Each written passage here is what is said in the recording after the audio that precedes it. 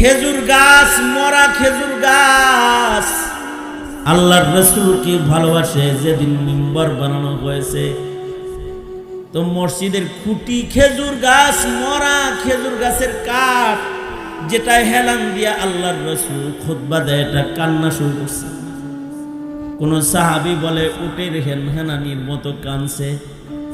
আব্দুল্লাহ ইবনে আব্বাস বলে আমি নিজ কানে শুনেছি মানুষের বাচ্চার মতো কান্দে, খেজুর গাছ মানুষের বাচ্চার মতো কান্দে।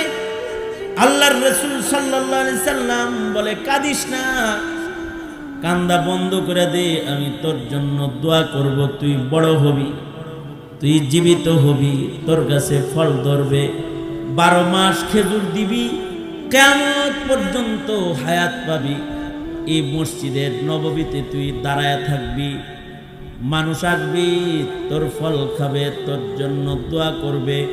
খেজুর গাছ আরো জোরে কান্না শুরু করেছে।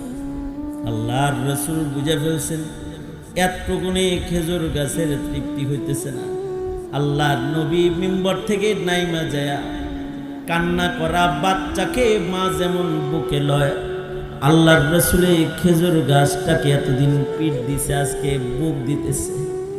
আল্লাহর রাসূল বুকে খেজুর গাছটাকে জড়ায় ধইরা চেপে ধরেছে, খেজুর গাছের পিঠে হাত বুলায়া করে আদর করতেছে আর বলতেছে কান্দিস না,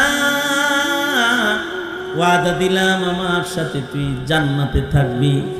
সাথে সাথে খেজুর গাছের কান্না বন্ধ হয়ে গেছে।